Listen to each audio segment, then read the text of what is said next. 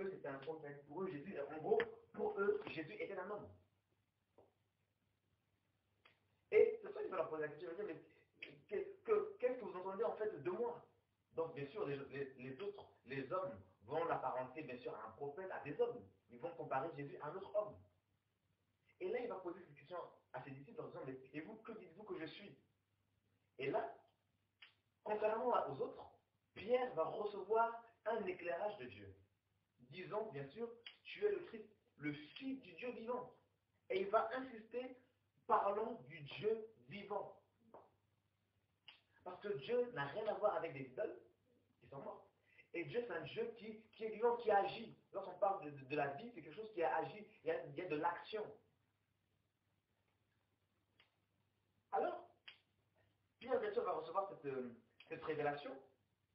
Et, bien sûr, cette révélation-là va être différente des autres. Parce que les Écritures, lorsque les Écritures nous parlaient du Messie, en fait, les prophéties messianiques avaient un lien avec Dieu. Ça, il faut le savoir.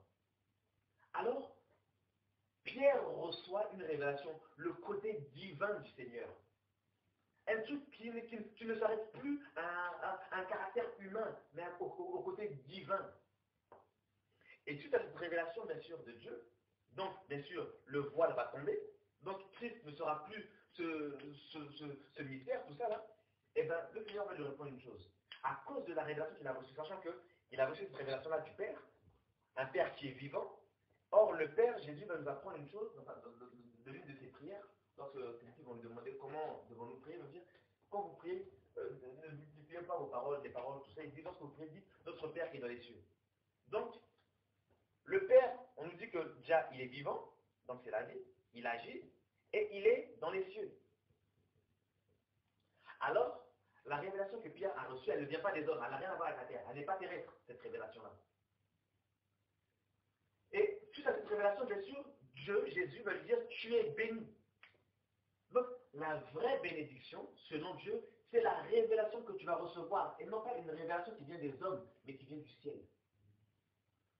Or, nous, aujourd'hui, beaucoup d'hommes sont limités parce qu'ils ont eu une révélation qui est terrestre. Tu crois en Jésus-Christ parce que tu as entendu parler de Jésus-Christ. Et tu crois parce qu'il faut croire. Alors qu'avec Dieu, ça ne se passe pas comme ça. Tu crois parce que, ok, tu as entendu, mais tu as vu Dieu aussi. Or, Dieu, il est au ciel. Donc, si tu veux voir Dieu, il faut monter au ciel. Et il n'y a que le Père qui soit capable de te faire monter au ciel. Tout comme Jean, à un moment, et bien qu'est-ce qui se passe? Il y a une voix qui a dit à Jean, monte ici. Il est monté et il a vu. Aujourd'hui, beaucoup de personnes, comme je disais à des frères et sœurs, dire Jésus-Christ est Dieu, dire Jésus-Christ est Dieu, Jésus est Dieu, Jésus est Dieu, Jésus est Dieu, excusez-moi, ça ne veut rien dire. Parce que si dire Jésus-Christ est Dieu voulait dire quelque chose, toutes les personnes devant qui nous nous sommes présentés et nous avons dit Jésus-Christ est Dieu auraient changé tout de suite. Pourtant, aujourd'hui, nous avons beau crier Jésus-Christ est Dieu, mais il y a des personnes qui disent que non, il n'est pas Dieu. Pourtant, ils ont la même vie que nous. Il y a des personnes aujourd'hui qui disent Jésus-Christ est Dieu, mais pourtant ils pratiquent des péchés, mais incroyables. Nous ne sommes pas meilleurs que les gens là, qui sont partis de se dandiner là, tout ça. Aussi, certainement, qui confessent que Jésus-Christ est Dieu. Pourtant, il y a tout qui montre de leur vie que Jésus-Christ n'est pas leur Dieu. Pourquoi? Parce qu'ils ont eu une révélation terrestre. Ils ont reçu une portion humaine. Et il n'y a rien de humain, une semence humaine ne peut pas produire la vie.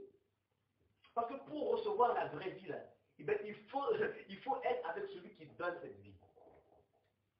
Le Dieu vivant. Parce qu'en dehors de Dieu, personne n'a la vie. Parce que c'est lui qui donne le souffle de vie. C'est lui qui donne la vie. Or, nous les hommes, la Bible dit quoi? Nous étions tous morts par nos offenses. Mais il nous a ressuscités, bien sûr. Donc c'est Dieu qui nous a donné la vie, c'est Dieu qui donne. Mais comment une personne maintenant qui n'a pas la vie peut communiquer la vie? Comment une personne qui n'a pas de révélation peut communiquer la révélation? Donc on se rend compte qu'aujourd'hui, nos églises restent dans le cinéma. Et c'est ce que Jésus-Christ a dit à l'église de Sardis. Tu as pour réputation d'être vivant, mais tu es mort. Aujourd'hui, une réputation, c'est quoi? C'est comme une renommée, tout ça. Aujourd'hui, qu'on voit les églises, beaucoup paraissent vivants. Ils ont cette réputation d'être vivants parce qu'on voit. Mais Dieu voit tout. Il descendre les cœurs et les reins. Donc, Pierre, comme je disais, il va recevoir une révélation du Père. Et cette révélation-là du Père, qui vient du ciel, bien sûr, regardez, on va prendre un passage aussi rapidement dans Jacques. Donc c'est important. Les vraies choses là ne viennent pas de la terre, elles viennent du ciel.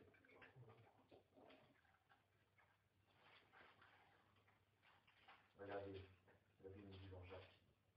Jacques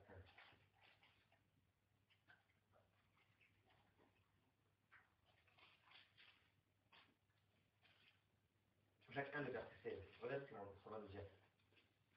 Mes frères bien-aimés, ne vous y trompez pas.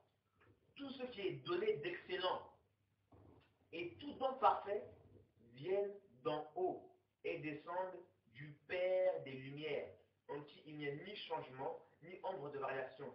Il nous a engendrés par sa propre volonté, par la parole de vérité, afin que nous soyons comme les prémices de sa création. Donc on nous dit que tout don parfait, tout ça, viennent d'en haut. Tout don parfait. Or, la révélation de Dieu, elle est parfaite. Elle est parfaite. Pourquoi elle est parfaite? Parce qu'elle vient de Dieu.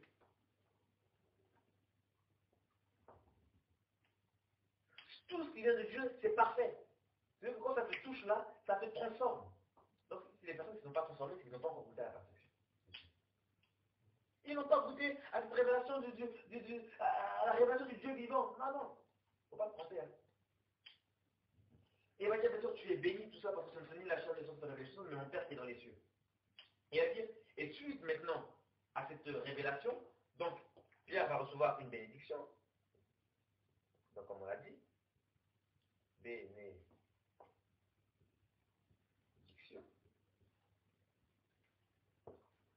Et ça encore, on peut encore développer beaucoup de choses là-dessus.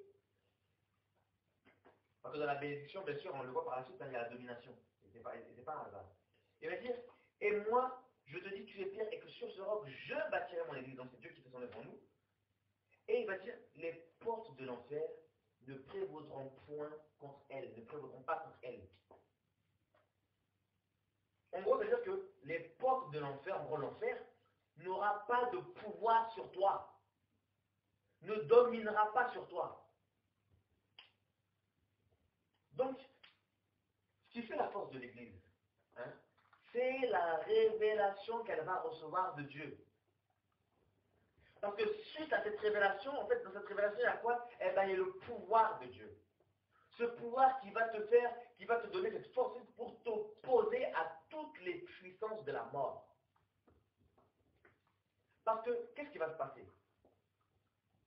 Lorsque Dieu va parler à Adam, il va dire, le jour où tu mangeras du fruit, tu mourras, tu mourras. Et, mais dire, tu mourras, Dieu, derrière, Dieu voyait la mort. Et lorsque la femme, bien sûr, a mangé du fruit en adonnant son mari, qu'est-ce qui s'est passé? Eh bien, la mort, en fait, a eu du pouvoir. Pourquoi? Parce que l'homme avait transgressé la loi divine. Ça fait que, alors que l'homme, Dieu avait donné tout pouvoir à l'homme. Il a créé l'homme et la femme, tout ça, il dit, il les a bénis, il leur a dit, soyez féconds, remplissez la terre, multipliez, tout ça, et il dit, dominez. Adam a dominé sur tout. Surtout, tant qu'il était dans les voies de Dieu, tant qu'il était dans le plan de Dieu, il avait les pleins pouvoirs. Lorsqu'il a désobéi là, eh ben, qu'est-ce qui s'est passé? Eh ben, il a remis, comme si ce pouvoir-là, il avait remis à la mort. Et là, à cause de la transgression d'un seul, eh ben, la mort s'est étendue. Et du coup, la mort avait l'autorité et sur Adam et sur toute sa descendance. C'est sûr qu'aujourd'hui, il y a des gens qui meurent. Parce que c'est un pouvoir que la mort a. Et qu'est-ce que Jésus a fait en venant? Qu'est-ce qu'il est venu faire? Eh bien, il est venu nous donner la force de pouvoir nous confronter la mort. Mais tu ne peux pas confronter cette mort-là si tu n'as pas reçu la révélation de Jésus-Christ. Tu ne peux pas confronter la mort si toi-même, là, si Christ n'est pas venu dans ta vie pour ôter le péché. Parce qu'on nous dit que le salaire du péché, c'est la mort. Alors, qu'est-ce que l'ennemi fait? C'est quoi le but de l'ennemi? Il nous charge, uniquement pour une seule Parce que le péché, c'est ce qui va donner du pouvoir à la mort de t'écraser encore. Tous ont péché et n'atteignent pas la gloire de Dieu. Le péché, c'est ce qui nous fait manquer notre but et c'est ce qui nous empêche d'atteindre la gloire de Dieu. Bien sûr, parce que si tu pêches, eh ben, l'ennemi a la main sur toi, eh ben, et tu ne pourras pas faire la volonté de Dieu, c'est ça. Alors que si, bien sûr, tu demeures dans la justice de Dieu, eh ben, qu'est-ce qui va se passer? Même si l'ennemi essaie de t'attraper, même si la mort essaie de t'attraper, eh ben, parce qu'il y a une force encore plus puissante, eh ben, tu montes avec Dieu. Tu montes. La mort, là, comme je disais, elle est terrible. Elle fait trembler tout le monde. Tout le monde. Et la mort, là, c'est ce qui attaque de face nos églises. C'est ce qui attaque de face nos vies ainsi à nous. Parce qu'elle veut nous étouffer. Elle veut nous amener dans un assouplissement spirituel. Elle veut nous endormir pour ne pas que nous puissions voir la grandeur de Dieu, pour ne pas que nous puissions voir la lumière de Dieu. Et quand tu dors dans la lumière, tu ne la vois plus. Hein. Et bien c'est exactement ce que la mort veut faire. Elle veut te rendre inactif, inopérant, pour qu'elle puisse continuer son travail. Croyez-moi, quand il y a un enfant de Dieu quelque part, Dieu est tellement juste qu'à cause de l'enfant de Dieu qui est quelque part, eh ben Dieu peut protéger tout le monde. C'est pas que, je disais tout à l'heure, comme je disais tout à l'heure aux frères et sœurs, mais là oui, les démons les plus sérieux, les démons les plus costauds, les plus méchants, ils ne sont pas dans les cimetières, ils ne sont pas dans les bars, ils ne sont pas dans les boîtes de nuit, tout ça. Ah mais non, ils sont des églises. Parce que c'est là où il y a la gloire de Dieu. C'est là où il faut éteindre le feu parce que c'est compliqué. Et c'est pour ça qu'il y a tant d'écarts comme ça dans nos églises, là, comme les danses bizarres, parce que c'est pour amener la mort et la mort, la mort. Parce que si tout le monde meurt comme ça, ben la mort elle est contente parce qu'elle domine. Elle domine.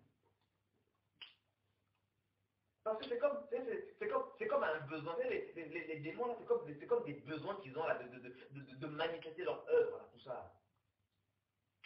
De la même manière que Dieu a ce besoin, quand il vient dans ta vie, il a ce besoin de manifester la sainteté, tout ça, ben les démons c'est pareil. Quand ils viennent dans ta vie, ils veulent manifester quelque chose. C'est comme ils ont soif de ça.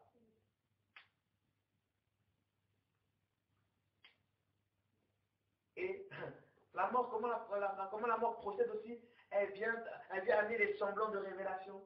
Elle vient amener des fausses doctrines, tout ça. Elle vient amener des fausses convictions dans le cœur des gens.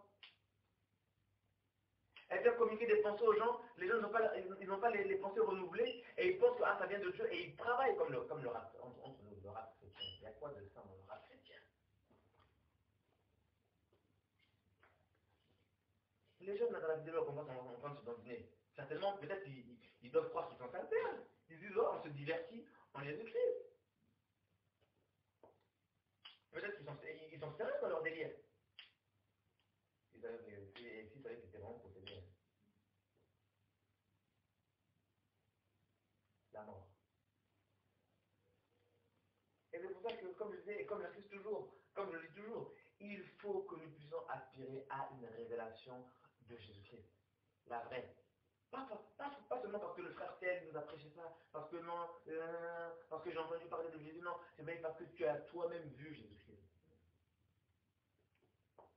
Parce que si tu entends un frère prêcher, si le frère tombe, qu'est-ce que tu vas te dire? Tu prends lecture, tu risquerais de perdre espoir. Tu me dis, mais attends, c'est lui qui m'a prêché l'évangile, il prêchait, c'était puissant, maintenant lui il est parti. Est-ce que je suis quand même dans le bon, tout ça?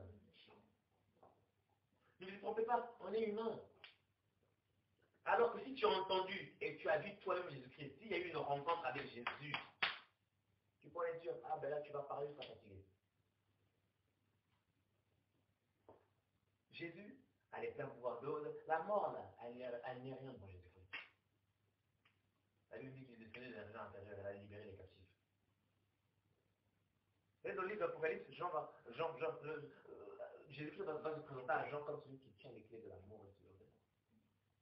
C'est-à-dire que personne ne peut être attaché par qui que ce soit si Dieu ne l'a pas décidé.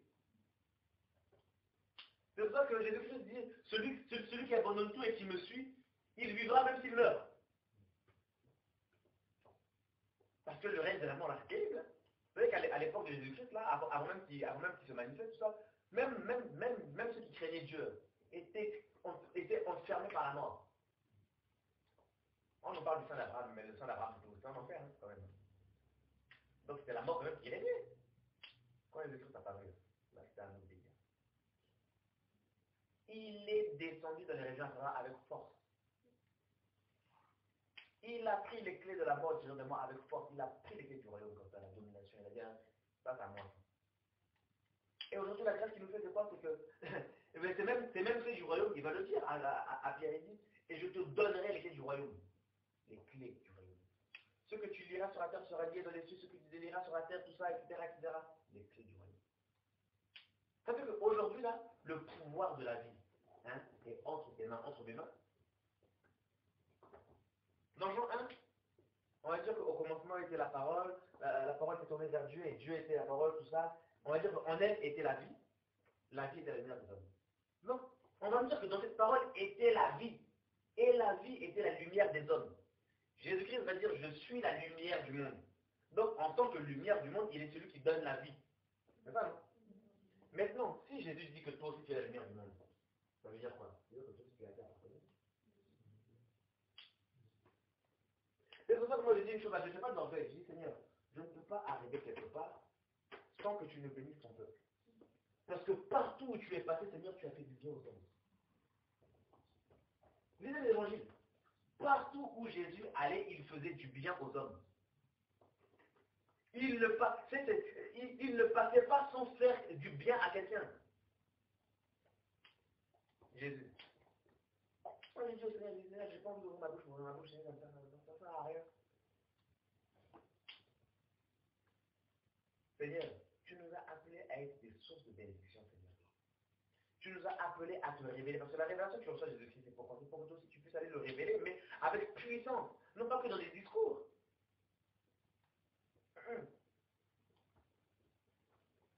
C'est ça, moi j'ai dit, Seigneur, Seigneur, montre-moi que tu marches avec moi. Pas pour me glorifier, mais pour que je te glorifie bien encore. Et pour que les gens sachent que tu existes, Seigneur. Moi je marche avec fierté, parce que je dis, non, j'ai un grand Dieu. Un grand Dieu qui a vaincu la mort. Je racontais ce témoignage ce matin. Hein. On était à l'époque en 2009 à la conférence à la captivité de l'évangile. Je prie pour une femme, une jeune fille. Pas qu'elle tombe par terre. Je vous assure, dès qu'elle est tombée par terre, je commençais à prier pour elle. Et puis à un moment, je savais que là, elle n'était plus là. Je disais, il y a un truc que je prends son bras.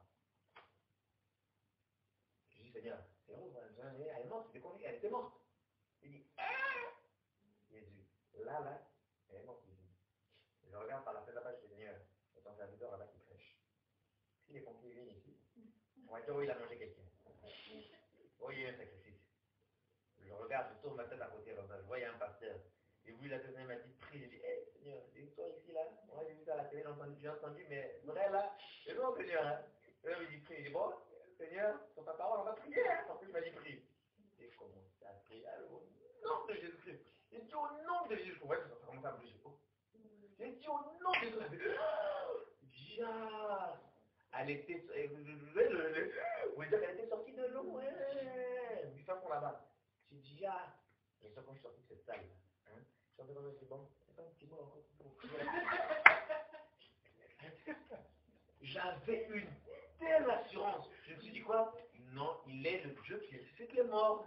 Tu sais, quand je dis, là, il n'y a rien à faire. J'avais une telle, mais je disais non, là, j'ai envie de prier pour les gens. J'ai fait Jésus. J'ai dit, mais c'est une histoire sérieuse. Jésus. Je vous assure, quand Jésus passe quelque part, il ne peut pas que Jésus fasse quelque part sans qu'il ne se passe rien. C'est pas possible, ça n'existe pas. Il y a eu cette histoire de Luc 7. Jésus arrive dans une ville. Il fait la passion de la présence. Il arrive dans une petite ville comme ça. Et qu'est-ce qui s'est passé ce jour-là? Donc Jésus est accompagné d'une grande foule. Et arrivé à la porte de la ville aussi, eh ben c'est pareil aussi. Il y avait une foule aussi, il y avait une autre foule aussi qui venait à lui. Moi qui était là aussi, une grande foule qui était rassemblée pour voir parce qu'il y avait une veuve, une femme qui avait perdu son fils, unique. Oh là là, et il y avait beaucoup de personnes. Donc c'est-à-dire qu'il y avait un premier attroupement ici avec Jésus, et un autre attroupement à cause de la veuve et de son fils, qu'elle avait perdu son fils. Et qu'est-ce qui s'est passé? Cette femme-là a eu la grâce d'avoir, que son chemin soit croisé avec celui de Jésus-Christ. La Bible nous dit que Jésus fut ému de compassion. Et qu'est-ce qu'il va faire? Il va dire à cette femme, la première chose qu'il va faire, c'est qu'il va la rassurer. Ne pleure pas. Parce que quand Dieu vient à la vérité de quelqu'un, il vient pour consoler les cœurs des gens. Ne pleure pas. Il va mettre sa main sur le cercueil. Les gens vont s'arrêter, tout ça.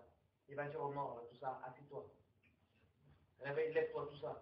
Et qu'est-ce qu'il va faire? Il va dire que le mort s'assit et se mit à parler. Voilà ce qui se passe. Quand les morts rencontrent Jésus, la première chose qu'ils font, c'est quoi? Ils parlent. C'est pour ça que moi j'ai dit, comme je l'ai confessé ce matin, je le confesse encore ici. Moi, j'étais mort dans le monde, là, dans toutes mes victoires, à cause de mon péché, tout ça. Et ce que ça a arrêté, pour ma situation, elle a juste mis sa main sur mon cerveau, elle a dit, allez, mon fils, lève-toi. Et quand je me suis assis, ben, lui, téléphone, on va prendre ça, regardez là, regardez comment c'est ce passage.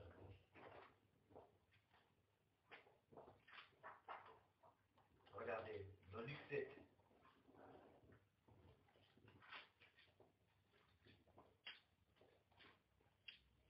À partir du verset 11.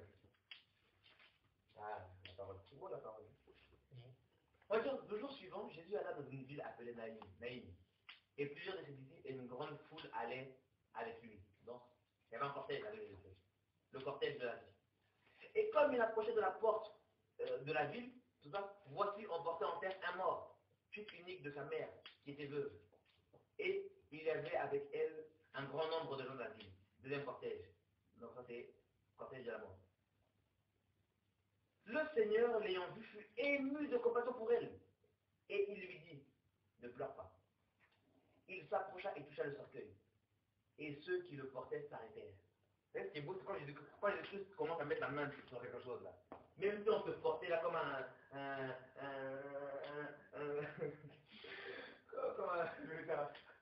comme un poulet ou ce que tu veux, même si on se portait là. Quand Jésus met sa main quelque part là, tout s'arrête.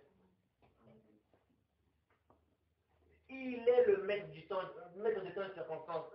Ta situation aujourd'hui, mais croyais que t'es mort. Laisse Jésus mettre sa main. Là où les gens parlaient, là, ah mais non, tout ça. S'il met sa main, tout le monde sera d'accord. Regardez, il y avait du monde, tout ça. C'était même pas un père ou un oncle, tout ça. Il met simplement sa main. Les gens ont vu la foule qui marchait avec Jésus, ils ont dit, non, certainement lui il est compliqué, ça. Il a juste mis sa main sur le cercueil. Tout ça a arrêté. Qu'est-ce qui bouge dans ta vie? C'est quoi? Laisse Jésus mettre sa main sur toi.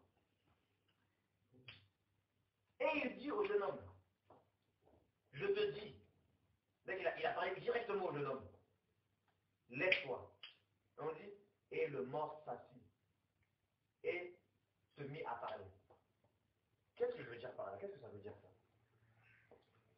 Ça vous rappelle rien ça? Ça vous rappelle rien? Jésus vient, il arrête une situation, il parle au jeune homme, et donc il parle au jeune homme, il s'assoit et il parle. Eh bien c'est exactement, c'est comme le jour de ta conversion, le jour où tu as reçu Jésus. Il y a une parole qui t'a touché, tout ça.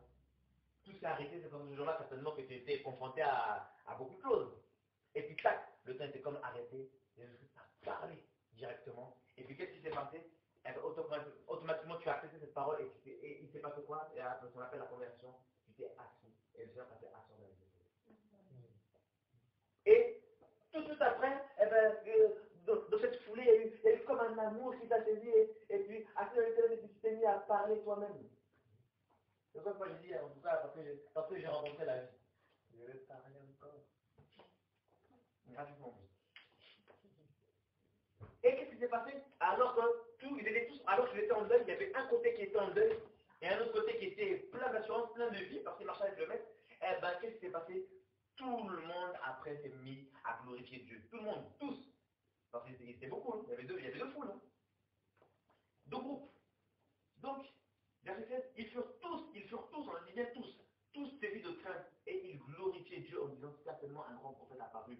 parmi nous. Et Dieu a visité son peuple. Cette parole sur ce miracle se répandit dans toute la Judée et dans tous les pays d'alentour. Waouh! Quand il y a la vie, eh ben les gens, ben, ils en entendent, et, ben, ça se répand, la vie se répand. La vie se répand. C'est pour ça que toi aujourd'hui, moi aujourd'hui qui a conçu cette vie-là, eh ben allons-y, parce qu'il y a d'autres cortèges de morts là comme ça qui se baladent. Il y a beaucoup de morts, regardez ma mère, il y a beaucoup de morts. Et certaines personnes ont besoin de rencontrer la vie de Dieu. Beaucoup. Que ce soit au travail, tout ça, partout. Il faut que tu puisses rentrer dans les fonctions dans lesquelles Dieu t'a appelé. Tu ne peux pas garder ça pour toi. Ce que tu as reçu. De toute façon, en vérité, la vie, là, quand tu l'as, tu ne forces même pas. Hein. C'est comme si, en fait, tu étais dans le noir et que la lumière commençait à dire, je suis la lumière, viens, viens, viens, viens. Non. C'est les gens eux-mêmes qui s'approchent de la lumière parce qu'ils en ont besoin, c'est un besoin. Et la lumière, elle éclaire parce qu'elle sait que c'est sa fonction, elle éclaire.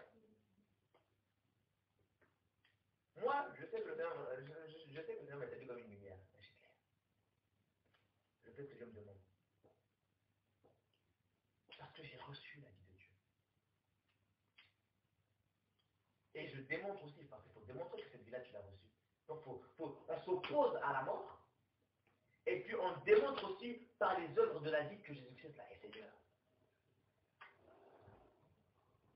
Parce qu'on prêche aux gens que Jésus-Christ est la vie. Il ressuscite les morts, il guérit les malades, il chasse les démons, tout ça, tout ça, tout ça. Et bien, il faut bien que les gens voient tout ça, ces œuvres-là.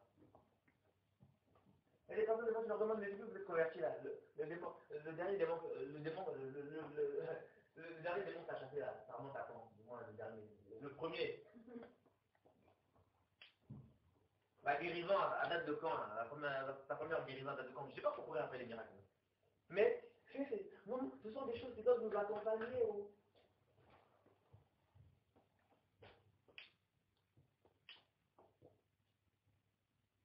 On ne se sanctifie pas, croyez-moi, hein, on ne se sanctifie pas pour rien. On ne se sanctifie pas pour le plaisir. Oui, on se sanctifie parce qu'on doit être sauvé, c'est vrai, mais il y a des œuvres qui doivent nous accompagner. Pas pour le savoir. On s'oppose tous les jours à la mort, tout ça, le monde, tout ça, il y a la pression, il y a le péché, tout ça, on dit non. Donc on ne dit pas non que pour non, on dit non parce qu'il y a des œuvres qui doivent marcher avec nous. C'est important ça. Et moi des fois avec tous les combats qu'il y a, des fois je me dis, mais Seigneur, respectez toi Seigneur, mais c'est comment Seigneur, regarde, il y a ça, mais Seigneur, il y a ça, Seigneur, Seigneur. Des fois j'ai envie de péter les plombs. Je dis, Seigneur, je lâche pas, mais Seigneur, quand même, montre-moi un peu que tu es là. Non, parce que là, Seigneur, et puis là, le Seigneur te montre des choses, là, regarde, tu vois, c'est important, la sanctification, regarde ça. Par ça, et tu expérimentes des choses avec Dieu, tu dis, waouh, ça allait. Ne voyez pas, hein, on est tous tentés pareil, tout ça. Et voilà, moi aussi j'ai des attaques, les mauvaises pensées ça peut arriver, moi aussi j'ai des attaques, comme tout le monde, tout ça, des choses, des fois aussi je pète les plombs, je me dis, hé, qu'est-ce qui se passe? C'est comment? Ça arrive. Les gens, des fois, ils ont l'impression que non, peut-être que des fois aussi, je galère. Des fois, c'est dur à une des fois, c'est dur, mais je me dis, mais bon, Seigneur, j'ai quand même fait quelque chose de puissant quand même de ta part. Et des fois, Seigneur, pour t'encourager, il te montre des petites choses comme ça. Comme dernièrement, je sais pas si je vous ai raconté, j'ai eu un songe comme ça. Il y avait des monstres, tout ça, et moi, je devais me débattre, je devais courir, je devais les éviter, tout ça. Et puis, à un moment, j'arrive, c'est comme si j'avais réussi l'épreuve, tout ça, et puis, à un moment, j'arrive dans une sorte de salle, comme un gymnase. Il y avait un homme tapé, pas comme l'autre a chanté, mais il était bien tapé. Il était bien tapé, quoi. Un homme type européen, tout ça. Et dans mon esprit, je savais que c'était un grand sataniste. Je me suis dit, je me suis dit là, Seigneur, là, ici, là, c'est chaud, parce que là, c'était un tête à tête. Il a commencé à faire une incantation. En fait, c'est comme si je voyais le truc arriver du sol. Quand j'ai juste levé mon pied, j'ai fait ça, au nom de Jésus-Christ. À un moment, ça commence à me tourner le pied, je dis, ça va, ça m'a pas. Et puis à un moment, le combat a commencé, je commençais à déclarer des paroles au nom de Jésus-Christ, et je voyais commencer à partir, je dis, hey, ça marche. Ah, au nom de Jésus, au nom de Jésus, j'envoyais des boules de feu carrément, au nom de Jésus-Christ. C'est comme du feu, j'envoyais comme des boules de feu, là, comme ça, et je dis, au nom de Jésus, tout ça. Je me suis réveillé, c'est donc ça, hein. Et c'est bon, c'est mort. Vous là, j'avais elle, je me suis réveillé avec une telle assurance. J'ai fait non, on a une parole qui est puissante. On a un Dieu qui est tout puissant. Bien sûr, je me suis réveillé, Seigneur, on aurait entendu parler de toi. Mais là, les yeux là, il dit, Seigneur, là, je sais que tu es un Dieu qui est puissant. Parce que le gars là, c'était un conseiller, il était terrible, non? Ah, mais on parle de la parole là. Terrible ou pas terrible là. On parle de la parole tout genou. Ah, ça m'a donné une telle assurance, je me dis, maintenant, l'histoire de sorcier, on va régler ça. Et je comprends aussi pourquoi le Seigneur m'a montré ça. Parce que en ce moment-là, les sorciers, là, ils sont très chauds. Mais bon, bref, Dieu, c'est celui qui garde. Non. On a le pouvoir sur la mort, tout ça. C'est du cinoche. Quand tu vois, quand les pierres, les poils, ça se prend la tête à cause de la sorcellerie, non, ils n'ont fait quoi, ils ont prêché Christ. Et ils ont démontré la puissance de Dieu. À tel point qu'un moment, Pierre, Paul, la Bible dit que Dieu faisait des miracles extraordinaires en travers le nom de Paul. Au point où ceux qui faisaient des arts magiques, tout ça, ils ont pris leur livre, tout ça, ils l'ont brûlé pour beaucoup d'argent. Philippe arrive en Samarie, il descend avant Samarie, il prêche, il fait quoi? Il dit à prêcher le truc. Il ne fait pas. Alors qu'en Samarie, à l'époque, il y avait un homme qui faisait des arts magiques aussi. Et il avait une puissance aussi, parce qu'à l'époque, là-bas, on l'appelait la puissance la grande. Donc, c'est-à-dire qu'il faisait des choses extraordinaires quand même, des choses qui épataient les gens. Certainement. Parce qu'on appelle cette puissance la grande. Donc, en gros, quand on dit la grande, c'est quelque chose de supérieur quand même. Hein? Philippe est descendu avec le Christ, le message de l'évangile de Jésus-Christ, la révélation qu'il avait reçue. Il est descendu avec, il a prêché Jésus avec puissance. Oh, le magicien a lui à un moment disait, mais je ne sais pas fait pouvoir, il n'y a pas moyen que je ne sais pas un petit truc comme ça moi aussi. Parce que le gars a vu que la puissance qu'il avait n'avait rien à voir avec la puissance du ciel. T'imagines? C'est ça, moi j'aime cette parole de l'évangile là, dans Jean 1, il dit à tous ceux qui l'ont reçu, à ceux qui croient en son nom, il leur a donné le pouvoir de devenir enfants de Dieu.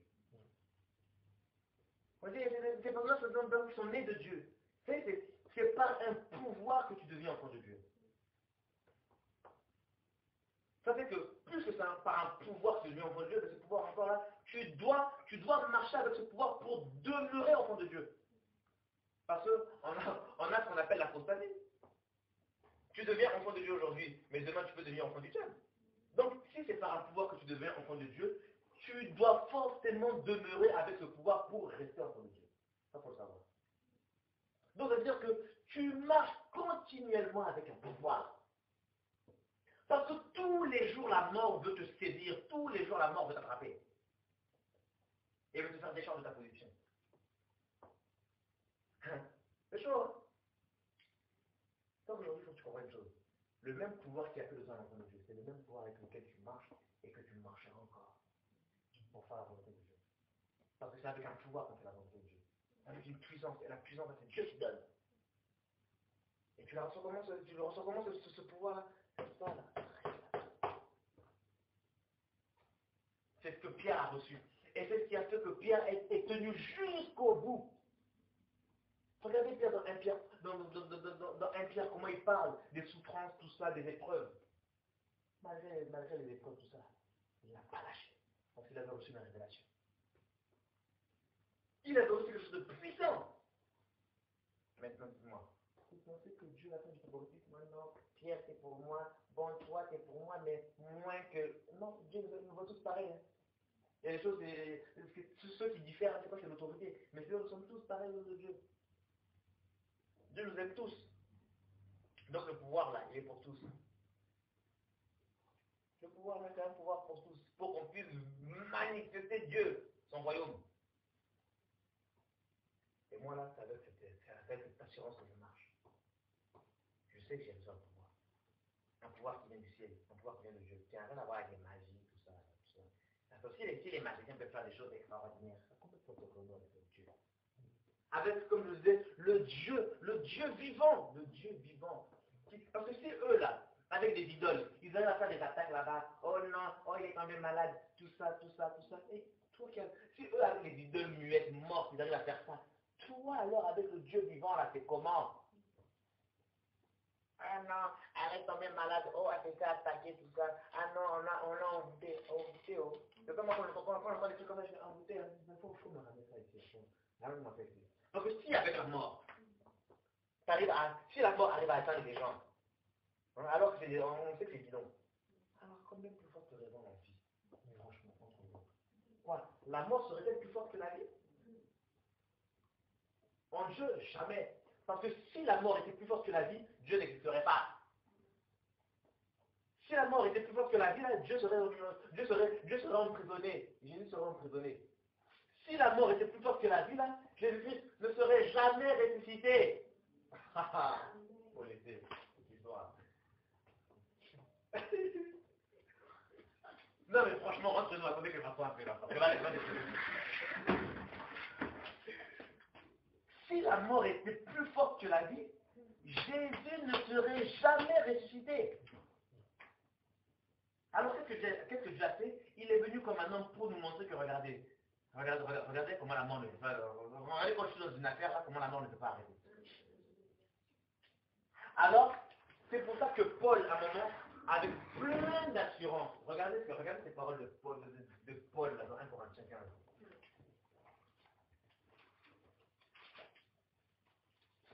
Il avait une telle assurance, parce qu'il avait compris il avait compris un truc. Non, franchement, entre nous. Aujourd'hui, là, non, là c'est un message qui m'encourage. Non, franchement, attendez, je recommence là. Et, si la mort était vraiment, non, si vraiment la mort était vraiment quelque chose, vous pensez vraiment que Jésus serait ressuscité? La vie, là, non, personne ne peut empêcher la vie de Dieu d'accomplir son œuvre, d'accomplir sa volonté. Ça n'existe pas, ça n'a jamais existé et ça n'existera jamais. Donc si Dieu t'a confié quelque chose, si Dieu t'a dit quelque chose, tant que tu le crains, tu peux le croire, cette chose-là, tu la verras de tes yeux. Parce que si tu ne vois pas cette chose, ça veut dire que quoi? Dieu t'a mis tôt, Dieu t'a menteur, Dieu t'a dit de mort, Dieu fait des promesses, il n'accomplit pas. Depuis quand? La vie. Non, laissez-moi un peu parler de la vie de mon Dieu, là, la vie. Laissez-moi un peu parler de la vie de Dieu. Un jour, une femme arrive comme ça, en pleine prière comme ça. Elle arrive. Le Seigneur avait permis que j'enseigne sur le discernement. Elle rentre comme ça. Maintenant, mais tu vas prier pour elle. Je continue l'enseignement, je dis Seigneur, je dis quoi? Je vais dire quoi? Qu'est-ce qui se passe? À la fin, cette femme, le Seigneur ne me dit plus rien. Je dis, ah, Seigneur, ça va m'aider, Seigneur. Je continue à enseigner, j'enseigne. Ah, je vois dans une femme, oui, ça va, je fais là que j'ai pris pour toi. La mort, au nom de Dieu. Attends. Allez, au nom de Jésus! Ah, elle a chanté la mort ce jour-là. À la fin, elle était toute contente, tout ça. Elle vient me voir à sa salle comme ça. Je dis, mais là, le maillot. Je m'assois comme ça. Après quelques jours, là, je sentais plus mon enfant dans le ventre. Là, maintenant, il bouge. J'ai payé. L'enfant, après quelques mois plus tard, bien sûr, l'enfant est né. Merveille. Une belle petite fille, la merveille. Ah! La vie! Laissez-moi te parler de cette quand même. Parce que là, c'est terrible. La vie. Tu as déjà vu, toi, une lumière arriver et se faire envelopper par les ténèbres? Quand tu allumes la lumière, qu'est-ce qui domine? C'est la lumière ou c'est les ténèbres? C'est la lumière. Et vous verrez que quand la lumière vient là, elle domine sans forcer. C'est pas comme s'il y avait une lutte, c'est pas comme si tu voyais les ténèbres ici et la lumière, ça fait pas. Non, elle éclaire, c'est tout. Au commencement, Dieu dit que la lumière apparaît, la lumière apparue. On n'a pas dit que oui, la lumière a eu du mal à apparaître parce que vraiment les ténèbres étaient en masse. Donc vraiment.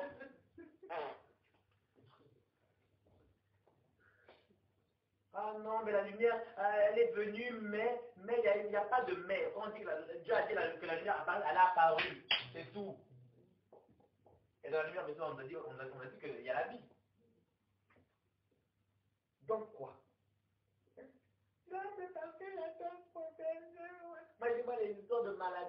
c'est pas chez moi. Non, je veux pas de ça. Hein? Comment on est ensemble, tout ça, mais non, problème de diabète, de je sais pas quoi, tout ça. Ah, comment ça paniquer, ça, mais c'est pas comment dire. Il fait longtemps ma maladie. Non, Jésus-Christ. Je fais le petit, il aura la patate. Plus. Aujourd'hui, bon, je regarde pas cette prière. Mais je dis, c'est bien, tu mets moins quand même. Le petit, il a trop la force. Il me fatigue. Des fois, on fait des prières, on dit quoi? Mais ça, Seigneur, moi je suis fatigué. Rappelle de la prière que tu as faite avant. Les prières que tu fais, là, faut retirer dans ta tête, parce que le jour où ça va te surprendre là. Ah, mon Dieu, Seigneur, c'est trop, c'est pas trop, c'est ce que tu as demandé. Bon, prenons toi dans 1 Corinthiens 15. Ah, Seigneur. Regardez. Et à partir du verset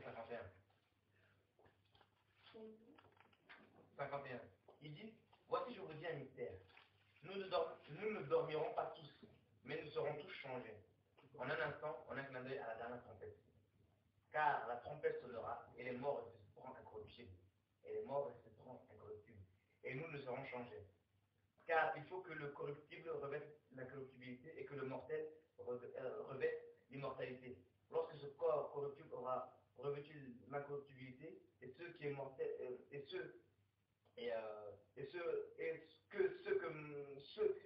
que ce mortel aura revêtu l'immortalité, alors cette parole, bien sûr, de l'Écriture sera accomplie. La mort a été détruite dans la victoire. Ô enfer, où est ta victoire? Ô mort, où est ton aiguillon? Or, l'aiguillon de la mort, c'est le péché, et la puissance du péché, bien sûr, c'est la loi. Mais grâce soit rendue à Dieu qui nous a donné la victoire par notre Seigneur Jésus-Christ. Donc on dit la victoire, nous avons Jésus-Christ. C'est pourquoi, mes frères, bien-aimés, soyez fermes, inébranlables, vous appliquant toujours avec un nouveau zèle à l'œuvre du Seigneur, sachant que votre travail ne sera pas inutile dans le Seigneur. Dans le Seigneur, là, nous avons la victoire. Et c'est ça que Paul l'a dit dans Romains 8, dit, car j'ai l'assurance que ni la mort, ni la vie, tout ça, rien, et rien ne pourra nous séparer de l'amour de Dieu, la victoire et Jésus-Christ. Rien. Rien. C'est pour ça qu'aujourd'hui, là, il faut prendre courage et se dire que j'ai reçu une puissance. J'ai reçu quelque chose. La vie de Dieu.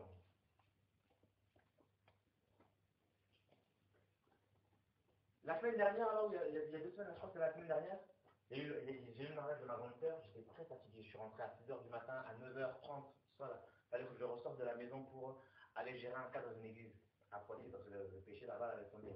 La personne qui nous recevait, on a 2 ans, au moins 2 ans qu'on se connaît, mais 2 ans où, non, elle côtoyait quelqu'un, un homme marié, ça couchait, tout ça, tranquille, donc il fallait gérer tout ça. Le Seigneur a commencé à me parler de la mort et de la vie de Dieu. Il y avait une telle présence de Dieu. Il y avait un tel... On avait l'impression que le pied de Dieu était dedans.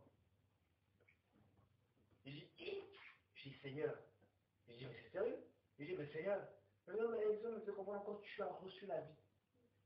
Mais Seigneur, en tout cas, là, on va encore parler de comme il faut, là, Seigneur.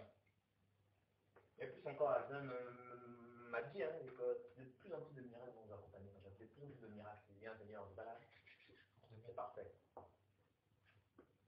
Le Dieu que nous servons, non.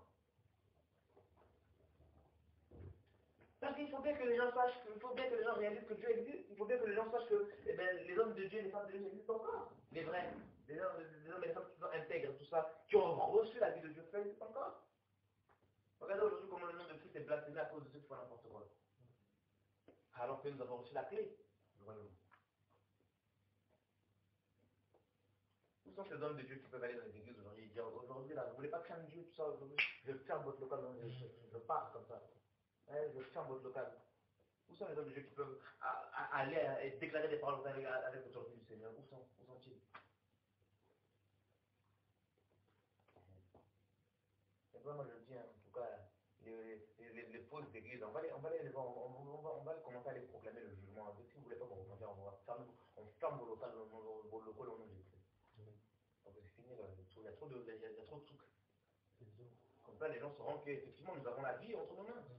La vie, là, monsieur. Ah. Ah, en tout cas. Gloire à Dieu. Ouais, c'est bon, c'est juste un petit partage comme ça. Vraiment, on courage. Mais prenez, franchement, prenez courage. Nous avons un grand Dieu. Un Dieu qui est tout puissant, un Dieu qui est. La vie, le pouvoir que nous avons, c'est comme je disais la dernière fois, il y avait une femme là qui était bizarre, là, qui venait à la maison. Et toi, là, je veux plutôt ici. Elle a déménagé. Et les témoignages comme ça, je les plains. Tu dis une chose, la chose arrive.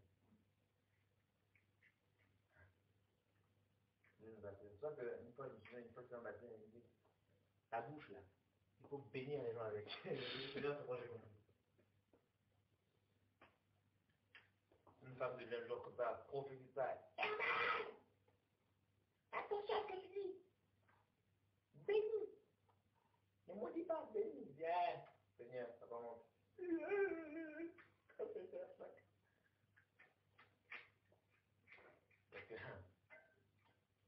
on a un pouvoir, hein, avec ma parole, on a un pouvoir, hein, c'est chaud. Ah là, il bénit. C'est pas la première fois qu'on dit ça. C'est même pas la première fois qu'on dit ça.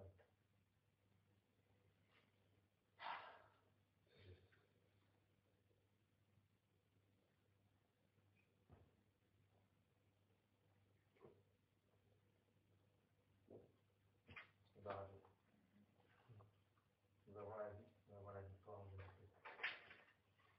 Vous savez, en tant qu'enfant de Dieu, là, comme je disais, en tant qu'enfant de Dieu, elle ne donne pas n'importe quoi. Non, à partir d'aujourd'hui, il ne faut pas se négliger. Tu n'es pas n'importe quoi.